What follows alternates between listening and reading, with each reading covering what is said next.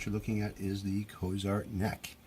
Yes, this is from the Cozart guitar that I just purchased a few days ago, and what I want to do is I want to do a fret leveling job on this. Now the other problem with this is that this is a unfinished neck, and gotta protect it somehow. So you're going to need some tape, and I don't like this shit, but the blue painter's tape works pretty good on the fretboard as far as trying to not leave any residue on it. The green automotive tape kind of is a little bit too strong, does leave a little bit of residue on the fretboard. Also, it does kind of peel off if you have any loose fibers in the wood, it does peel that off. Now the first thing that you want to do before you start protecting your fretboard is you want to make sure your fretboard is straight.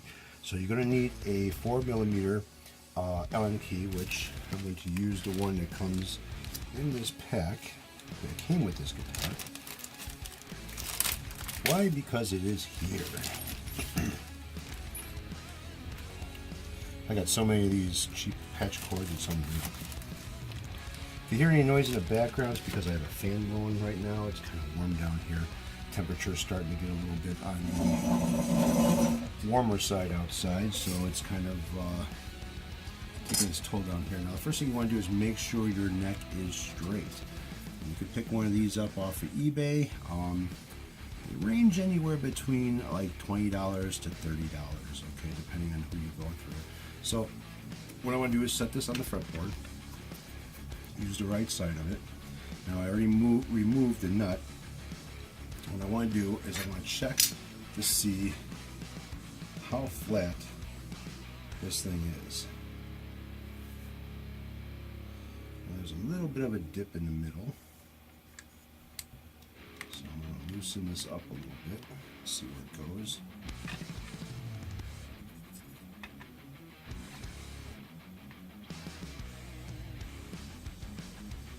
Now you do not want any wobble from side to side, and you do not want to see any dip in the middle.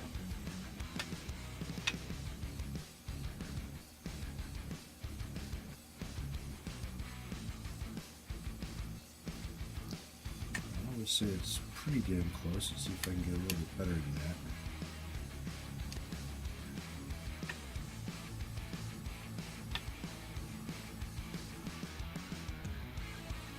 Right now I got a little bit of a wobble from side to side, so let me tighten this back up just a little bit. Now make sure when you are adjusting your truss rod, you want to make sure you use the right Allen key for it. Now I have a set of different Allen keys that are automotive style. They have a little ball on the end of it, and it's used for like kind of going on an angle in the Allen screw. You want to be very careful if you use something like that on a neck, because sometimes they don't go in all the way, and you could strip out the head on the truss rod. Also, if you're using the square end, the box end of it, make sure it's in all the way, because if it's not in all the way, you're going to end up stripping out the head, possibly stripping out the Allen key, and you're going to have all kinds of problems. So right now I am, still has a little bit of a wobble to it.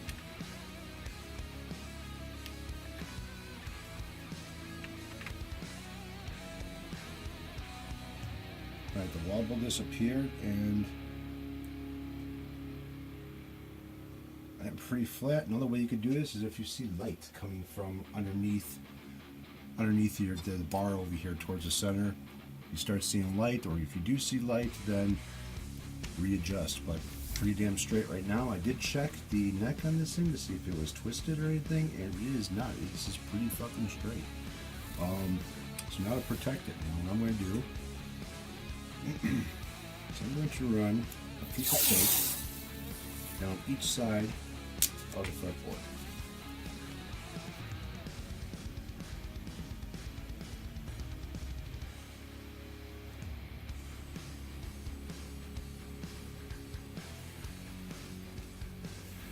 It's a little trick that I've seen on somebody else's YouTube channel where it actually makes it easy to peel off all the tape after you put tape on the sides.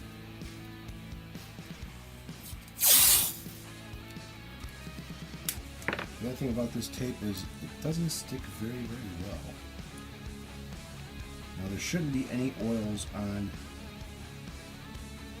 this fretboard because it's a natural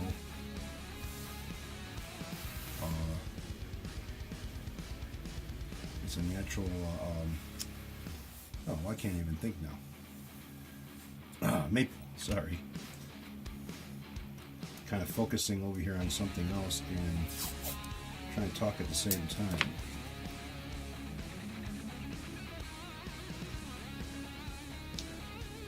This is a natural maple fretboard, so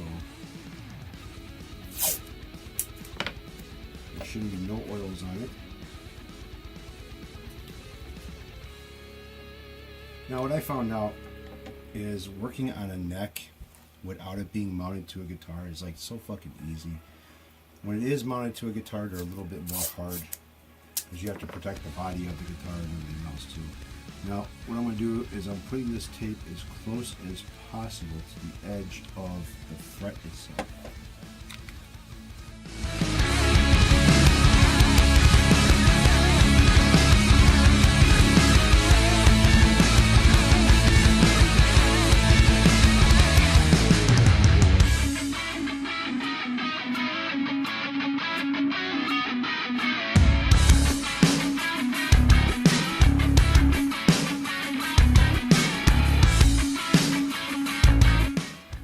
Alright, once you have the neck basically protected, next thing I'm going to do is black magic marker over the tops of every fret that's on the fretboard.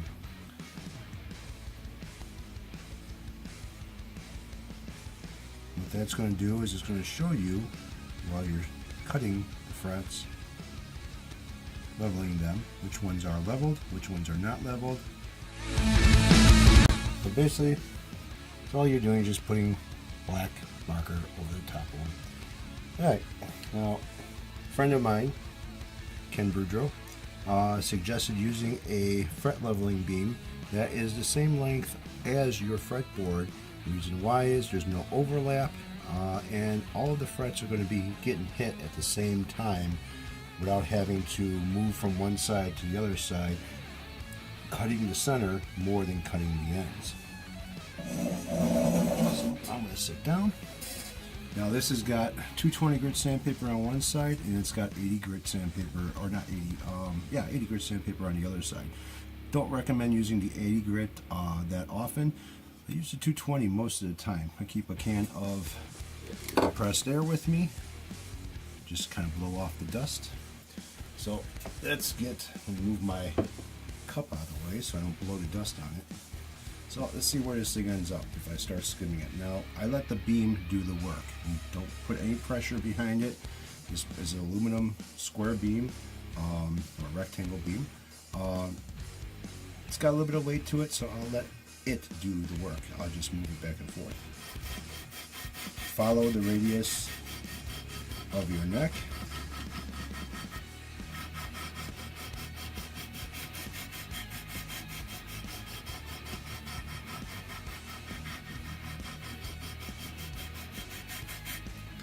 Take a look at what it's doing. Alright, so I'm seeing that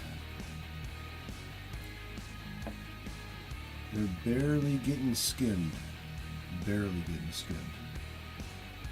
Some of them have dark spots here, some of them has a dark spot here. This one here is pretty much being missed completely. This one here, it's got a lot of dark on it still. This one here's got a lot of dark, it's barely getting skinned. So you can kind of see what the beam is doing and how it's doing it. So what I'm going to do is keep continuing until I see every fret has got no more black on it. But I'm not going to go overboard and just keep on filing and filing and filing.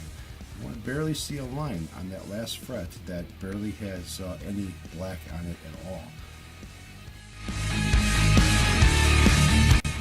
Getting there, pretty much. So what I'm going to do is I'm going to clean it off. Put a little more black on here again.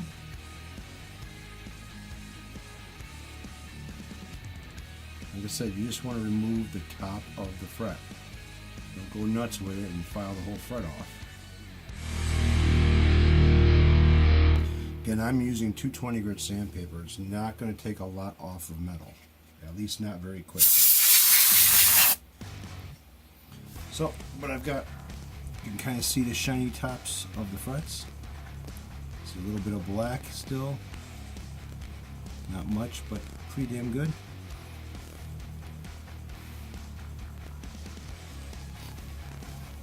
Now, even where it's black, where you still see a little bit of black on the fret, there is a little bit that's being taken off of that.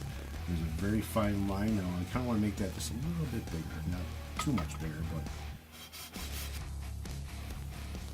this is pretty much done. Alright, so now basically I got all the frets even with each other, and next video I'll be doing the crowning. So stay tuned for that. Thanks for watching. Sub if you want, and enjoy.